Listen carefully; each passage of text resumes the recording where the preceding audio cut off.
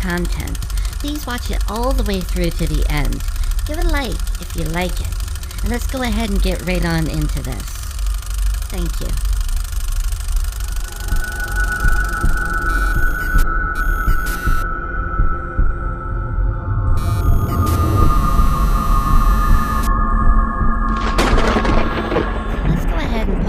Pieces of the survival guide, the stages of the hauntings, where this thing comes from, and the possible non-paranormal factors at play.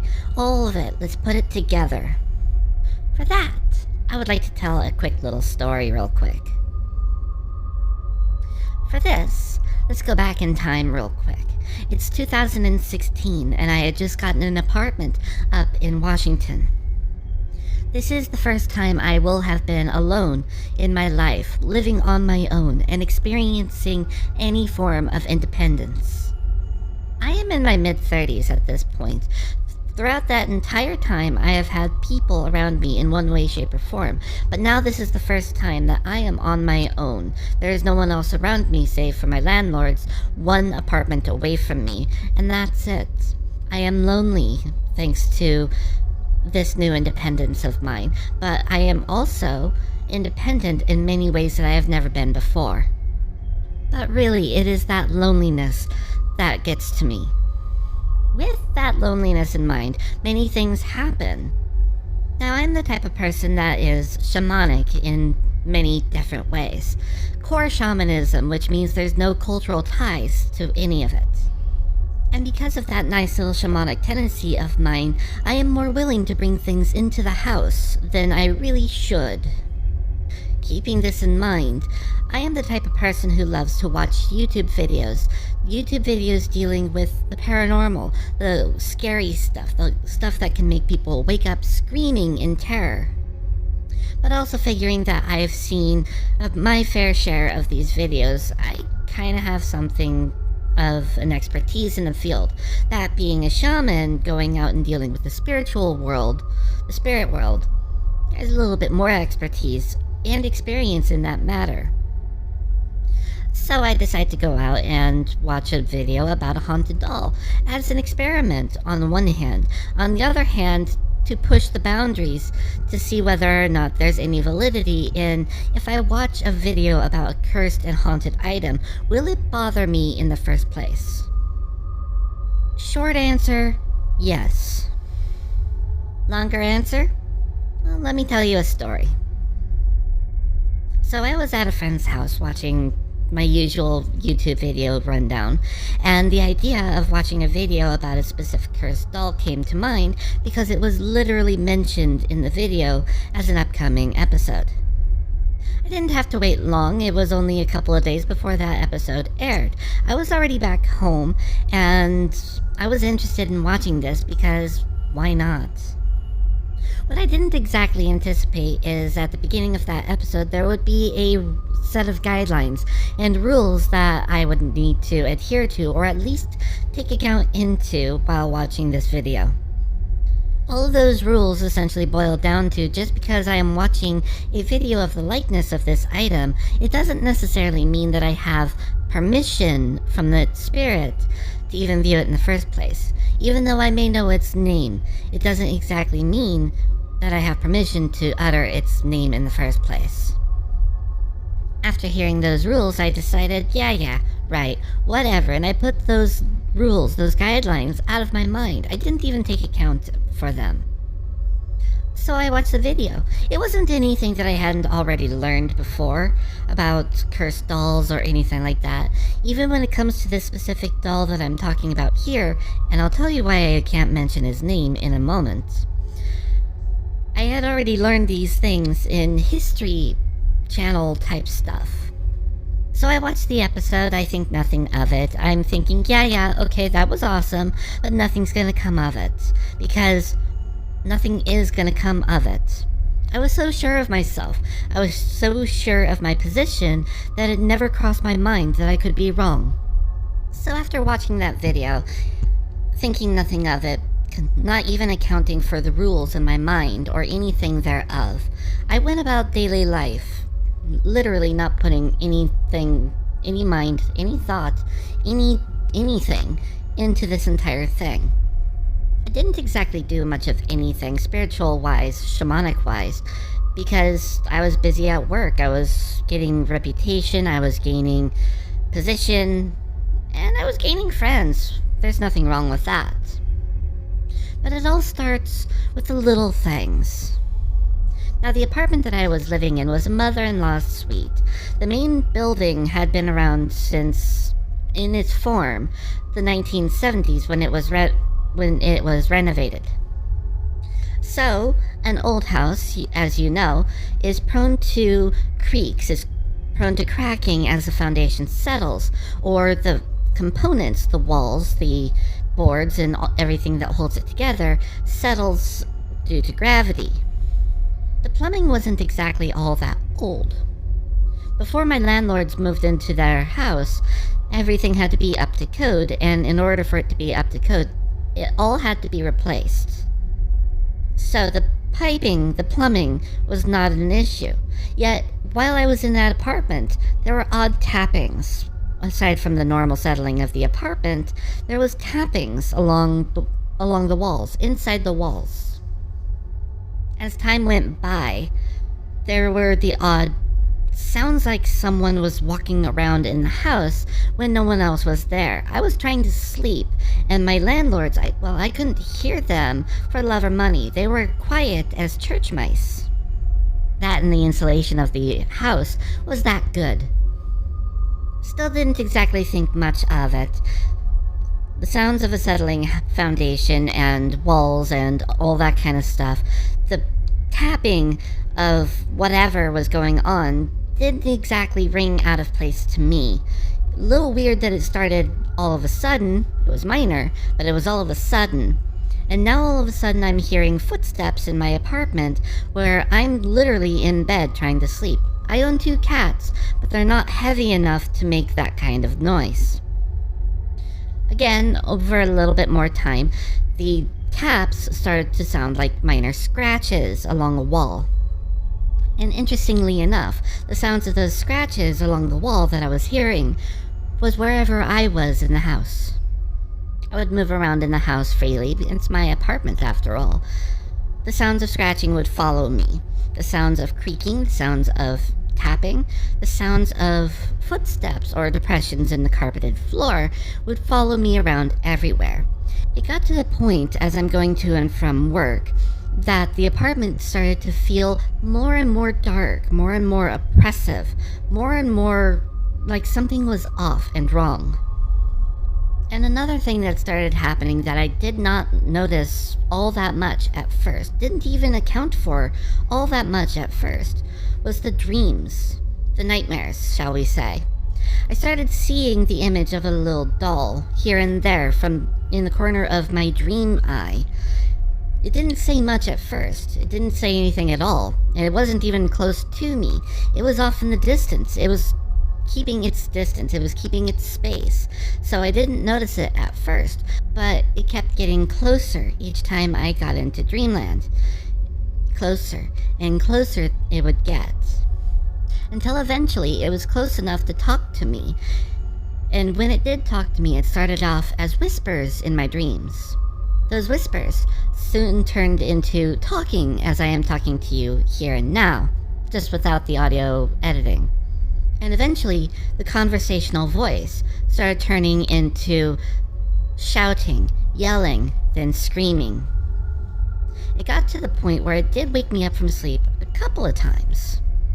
It got to the point where, before I would even fall asleep, that nice little stage between awake and asleep, I would be afraid. The apartment was growing more and more dark and oppressive. I would try to lay down to fall asleep, but I would feel like there was something there. Sleep paralysis set in, and I would feel eyes constantly watching me. Every now and then, I would believe that I would see those eyes, and I would see the figure of whatever was watching me right there, waiting for me to fall asleep. Easy prey and an easy target. Did anything really happen? No, nothing really did happen after all. I went to sleep, and the same nightmare dream scenario picked right back up and the cycle repeated. And as the days continued and as the days progressed, even in the waking days, in the daytime, I would start seeing shadows along the walls. I would start feeling them along the walls. And every now and then, out of the corner of my eyes, I would see one of them just moving around. It got to the point where items would begin to move. A trash can would be knocked over randomly, even though it was secure. I had fairy lights, and even though I had fans running, they were not pointed in that same direction. But all of a sudden, the tail end of one of the fairy lights would start swinging on its own. I use crystal grids, and I use high crystalline energy fields.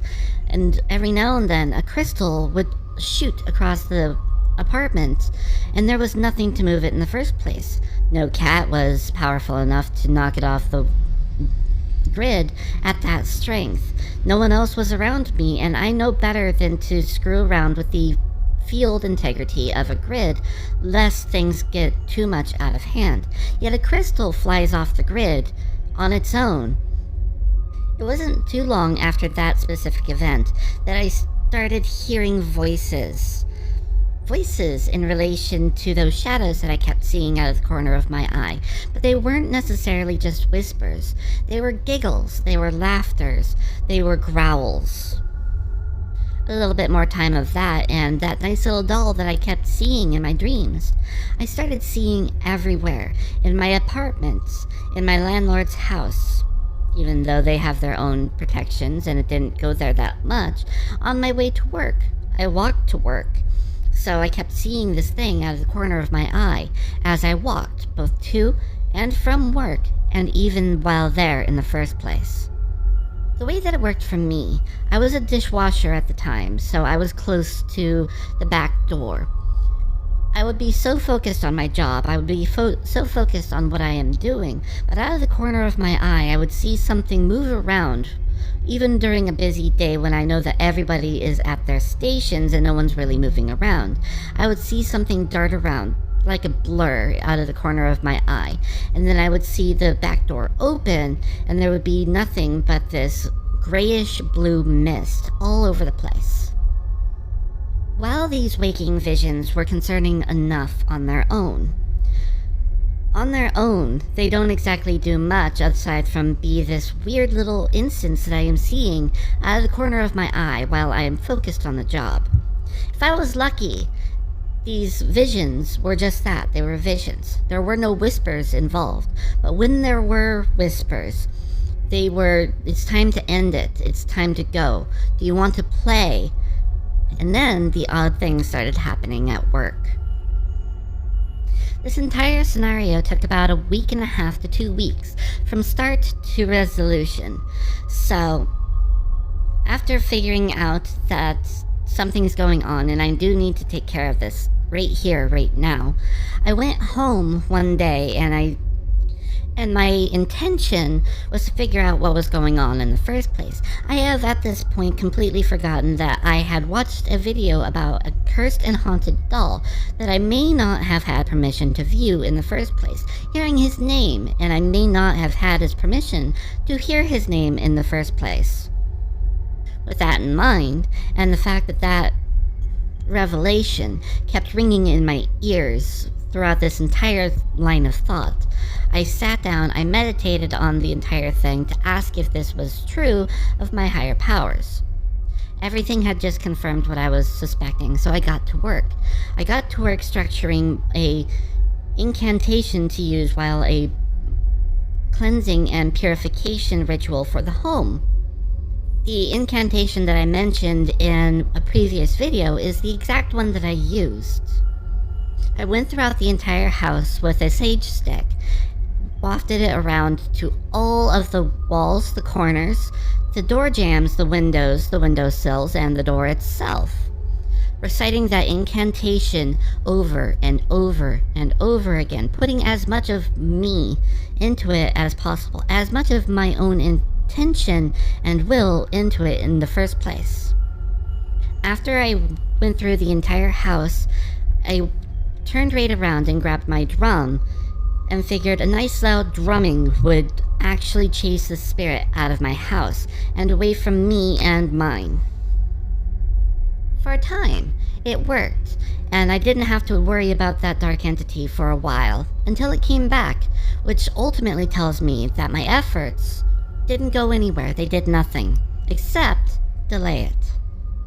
So I picked right back up, and I decided to just go ahead and do the entire ritual all over again. But this time, the entity was active. Figuring that everything worked after the ritual again, I went to work. Walking to work. I wasn't bothered at work, thank goodness. But on the way home, there was the distinct feeling that it was behind me, and the feeling of possession is definitely an interesting feeling. Now, in a later episode, I will describe what's really going on here, but it did attempt to possess me. The feeling of possession is there's an overwhelming, oppressive thing going on in your mind. Your vision begins to tunnel vision, as if that nice little wipe filter or wipe transition is going all around your vision. It's weird. And slowly but surely you lose control of your own body, and you are, I don't know, there's no words to really describe it. The entity attempted possession. It didn't go far because I was already dealing with another entity, and it didn't want to share space. So it pushed this nice little spirit of a doll out of me and away. It pushed it back towards the apartment. I didn't think much of it at the time. I really didn't think much of it until I got home, where I realized that all the darkness, all the feelings of oppressiveness, was not centered around the house, the home, the apartment as much as it was centered around my cat, my first and eldest cat. The sight of a possessed animal is not a fun one. You spend many years loving up and gaining a relationship with this animal, and now all of a sudden, since it's possessed, it's no longer acting like your animal. It's more wild, it's more feral, it's more aggressive towards you. It's more willing to pull out its claws and fangs, bite you, scratch you, be aggressive, be assertive, and it's not your animal anymore. My cat was possessed by the spirit of this doll because the spirit of the doll could not possess me. I did attempt to rid the spirit from my cat at least twice, to no avail. It did not work. Even the entity that I was dealing with that already possessed me in some ways would not offer any assistance here. I was on my own. Having figured that I have expended all of my options, I decided to switch tactics and figure this out in a different way. I met this spirit on its level, so I went into a medicine space. It's a healing space in a shamanic journey. I sat there and I drew the spirit of this doll, this entity, into this space with me so I could, quote unquote, have a conversation with it. Either get it to leave peacefully, which most demons and entities, as you know, aren't exactly about peace, or take care of it in a very spiritual warrior way. So I drew the spirit of this doll, this entity, into the space, and we had it out, not through forms of warfare, but through simple conversation and negotiations. Again, confirming the fact that I did not have permission to view his likeness. I did not have permission to hear his name in the first place. So what can be done about that? It was suggested that this thing would leave myself and my cat alone if I never speak its name again, if I never describe its likeness or view its likeness again. I agreed. So I made a deal with this entity never to speak its name, describe it, or view it ever again, or even write down its name. I agreed to do all of that just so it would leave my cat and myself alone. It agreed, and then it left, leaving both my cat and myself free from this thing, free from its influence, and to live a normal life again, at least until I decide to be a little bit more experimental, which does eventually happen again. But here's the thing. While this doll is out and away from me, my cat, and every environment that I have lived in, because I've moved around a little bit, there has always been a feeling that I am being watched. It's not necessarily any of my spirit guides. It's not necessarily any of the other entities that I have played around with or experimented with, but it would be the spirit of that doll, keeping an eye on me to make sure that I do not break my compromise and the tenets of that negotiation. To this day, I still feel him near me, with his eyes on me. I cannot speak his name. I cannot describe his likeness, except only to say that he's in a museum locked behind glass. Because he is quite an active little fellow. But the point is, he is watching, and he is making sure that I uphold my end of the deal. And I am upholding my end of the deal. But for the rest of my life, because the sense of time for them is far different from ours, more than likely I will be dealing with this until the day I take my final breath. I am the sort of person who advocates for education, for understanding of what's going on here when it comes to hauntings, the paranormal, the supernatural, and all these things that humans have the arrogance to say is not natural. They are natural. But with this story, even understanding what's going on, even understanding what this thing is and the stages that it goes through and all of these things, the idea that all these things may not work just simply never enters into the human mind or the human psyche. When it comes to dealing with the paranormal, when it comes to dealing with the supernatural, ghosts, demons, or anything thereof, it is a form of interaction. It is a form of warfare that people are just simply not ready for. Because while you could have all the information at your back, you can have all the tools at your disposal to get the job done, all of it does not necessarily mean that you're going to succeed at this interaction in the first place.